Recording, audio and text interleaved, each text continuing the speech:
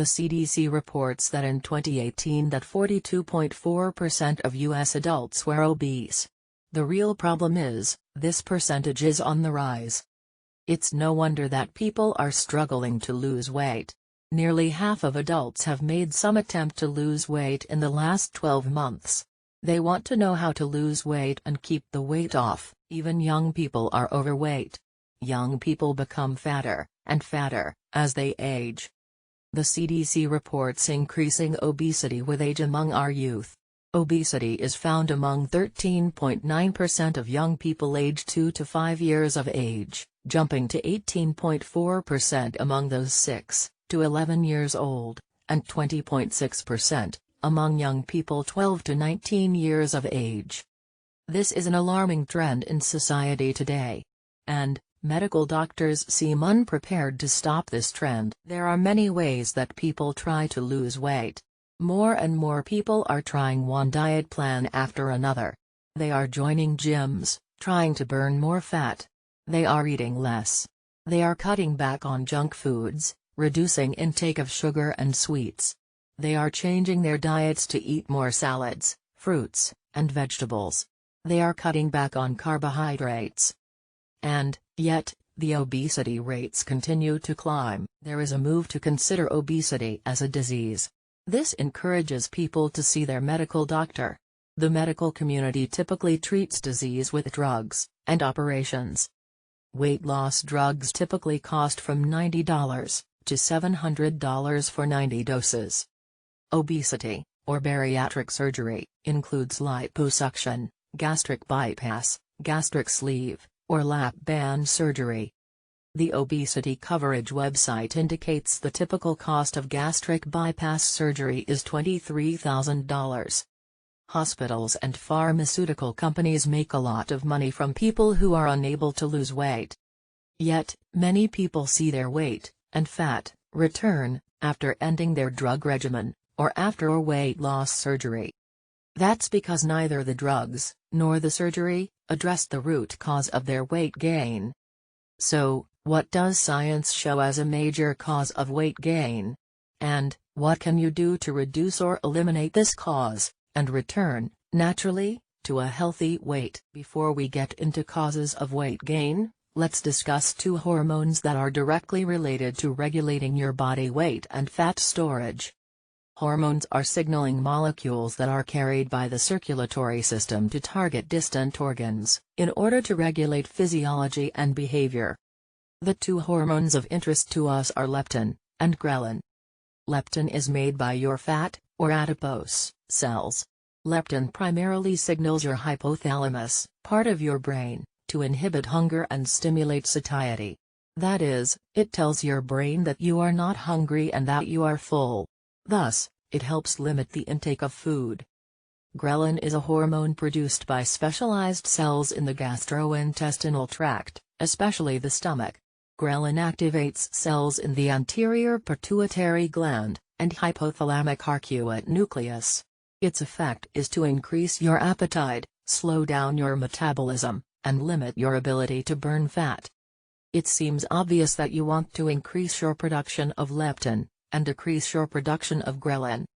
But, for too many people, they are doing just the opposite.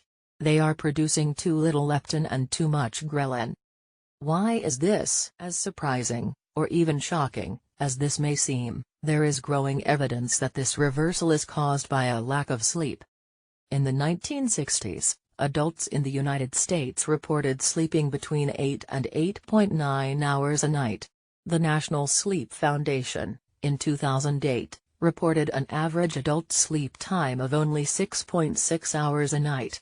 The lowest sleep times were reported in employed individuals. Also, in the 1960s, the obesity rate was less than 14%.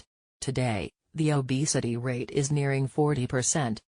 What does science have to say about how these 2 trends are related? An article in the medical journal, Obesity, reviewed previous studies on weight gain and obesity. It came to startling conclusions. It revealed that studies of obesity in children found that short sleep duration is strongly, and consistently, associated with current and future obesity. For adults, 17 of 23 studies supported the association of short sleep duration and increased weight. Long-term studies, all found a positive association between short sleep duration and future weight gains. The 2008 National Sleep Foundation Sleep in America poll found that the average sleep time was only 6.7 hours on workdays, and 7.4 hours on non-work days. Nearly half of the respondents said they experienced non-refreshing sleep several nights per week. 42% indicated they awoke from sleep several times at night. And 26% indicated that they found falling asleep difficult several nights per week. It's clear that adequate, sound sleep is not something most Americans experience. A study reported in the Annals of Internal Medicine involved 12 healthy men, average age of 22. There were 2 test conditions: 10 hours in bed or 4 hours in bed, for 2 consecutive nights. The overnight sessions were in a supervised clinical setting, and actual sleep was recorded each night. 6 of the 12 men participated in the 10-hour bed rest, while the other 6 men stayed in bed only 4 hours. After 6 weeks, the men reversed their bed rest conditions. What happened to their hunger-controlling hormone levels?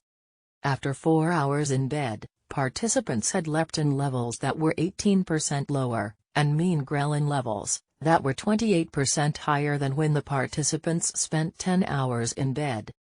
Consistent with this, the reported hunger ratings after a short sleep increased by 24% along with a 23% increase in appetite ratings for all food categories. The appetite ratings for sweet, salty, and starchy comfort foods increased 35% to 45% after a short sleep night. Another study reported in PLOS Medicine also studied the relationship between sleep duration and hormonal levels. This study involved all state employees in south-central Wisconsin. They were mailed surveys regarding their sleep habits, health, and demographics, starting in 1989, and then at 5-year intervals. A random sample of the respondents were recruited for an overnight stay in a clinical setting where more extensive testing was done. The study results showed a U-shaped relationship between average sleep time and BMI. The minimum BMI occurred at 7.7 hours of nightly sleep.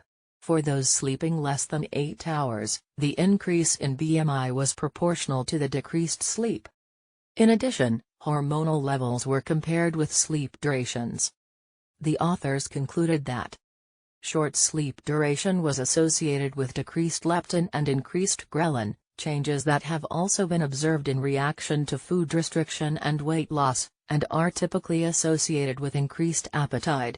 These hormone alterations may contribute to the BMI increase that occurs with sleep curtailment. Many studies show that reduced sleep is highly correlated with weight gain and eventual obesity.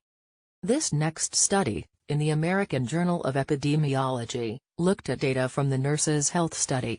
This is the largest study of chronic disease risk factors in women.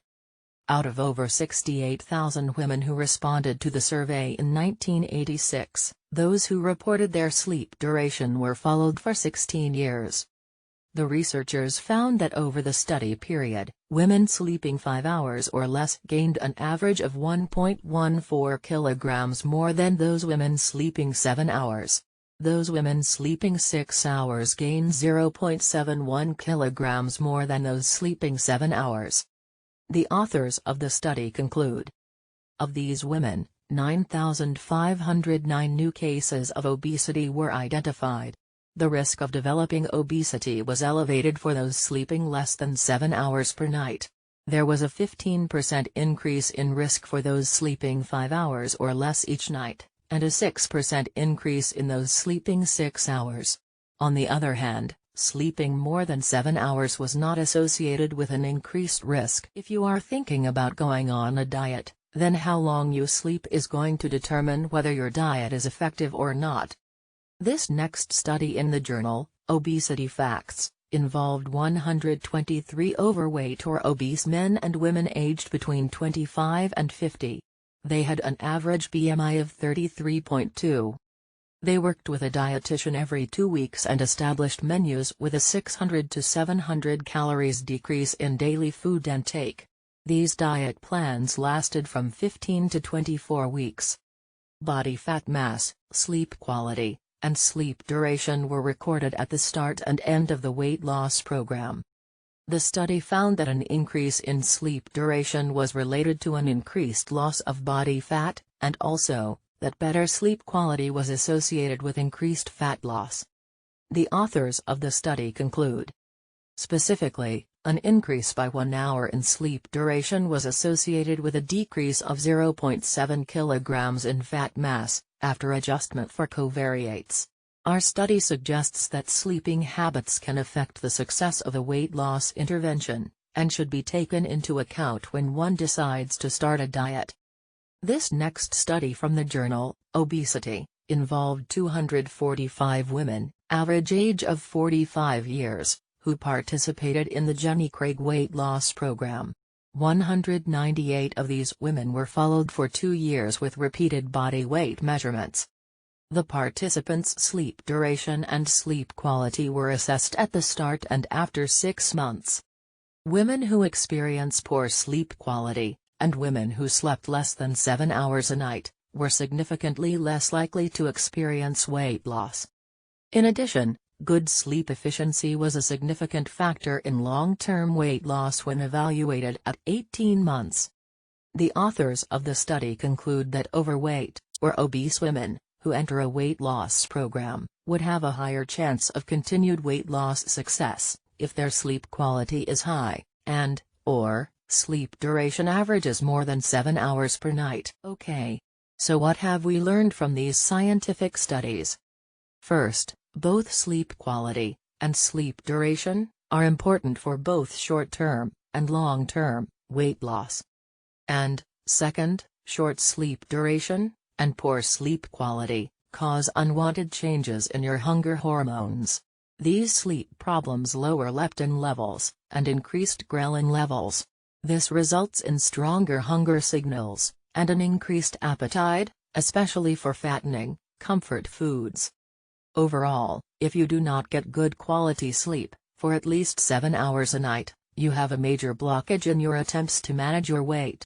This will frustrate and defeat your exercise program, your attempts at dieting, and your good intentions about eating healthy foods. So, what can you do to maximize your chances of achieving a healthy weight? I have 2 recommendations. First, since sleep quality and sleep duration are so important, you should monitor your sleep. Obviously, because you will be asleep, this is pretty hard to do without external help. To get objective, factual, measurements of my sleep quality and sleep duration, I use a Fitbit, Versa 2. This is like being overnight in a sleep laboratory. The Fitbit monitors your heart rate during sleep to show how much time you spend cycling through different sleep stages. Getting enough time in each stage is critical to feeling refreshed when you get up in the morning. Your overall sleep score shows you how well you have slept. It's also important that you compare your current sleep score with your sleep score when you make changes to your diet, or you take medication or herbs at night to help you sleep. By monitoring your sleep, both before and after you start taking some sleep-promoting herbs at night, you will have objective evidence to show if the herbs have helped you. There is a link to a quiz that will help you determine if a device like the Fitbit Versa 2 would be right for you. Click the link in the description to take the quiz. Second, when you monitor your sleep, you may find that you need to take some medication or herbs to efficiently, and effectively, improve both your sleep quality, and duration of your sleep. Because of the stress of modern life, you probably need some help to successfully experience that sound sleep that refreshes you day after day. We have designed a short quiz to help you determine if you could benefit from a supplement to improve your sleep quality. Click the link in the description to take the quiz.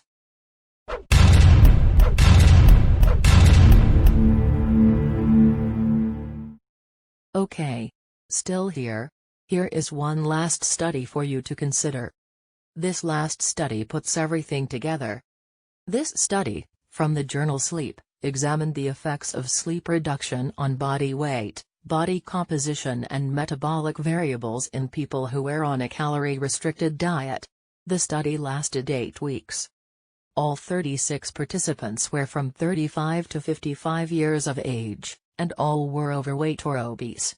Typically, they slept for 6.5 to 8 hours, including naps. Each participant restricted their calories to 95% of their measured resting metabolic rate. All participants wore an actigraphic monitor, much like the Fitbit Versa 2, throughout the intervention in order to monitor a sleep and awake status. 21 of the 36 participants, additionally, restricted their sleep times by about 1 hour each night for 5 nights per week. On the other 2 nights per week, they could sleep as long as they wanted. This looked a lot like sleep patterns for typical workers. Both groups lost similar amounts of body weight, which was a combination of lean body mass, or muscle, and fat mass. But, those who reduced their sleep times 5 nights a week, lost significantly less body fat, and more muscle, than the group who slept normally. Since muscle burns more calories than fat does, losing muscle mass reduces your metabolism, and lowers your ability to burn fat. This result opposes the goal of weight loss. The authors indicated that, we found that sleep restriction resulted in less loss of fat, but greater loss of lean mass among the total mass lost, despite similar weight loss between the two groups. They concluded that sleep reduction may adversely affect changes in body composition and that, catch-up sleep, may not completely reverse it. In addition, the study found lower leptin levels in the group that restricted their sleep. Recall that leptin helps inhibit hunger, so this also opposes the goal of weight loss. Overall, this study sums up many of the previous studies pretty well. Getting enough good quality sleep each night is critical for successful weight loss, and, now, it's time to stop wishing and hoping for a change. It's time to make a decision. Are you really serious about finally getting control of your weight? There are 2 things you need to do. First, get an objective measure of your current sleep condition. Are you sleeping long enough? Do you really have good quality sleep?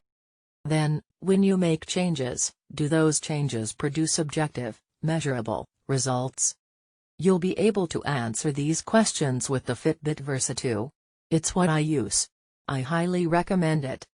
Click the link in the description to take the quiz to see if a Fitbit would be good for you. And, second, you need to decide if you should be taking a supplement to help you achieve adequate, high-quality, sleep. We have designed another quiz to help you decide if you need help sleeping. Click the link in the description for this quiz. Start making real progress toward your weight loss goals today.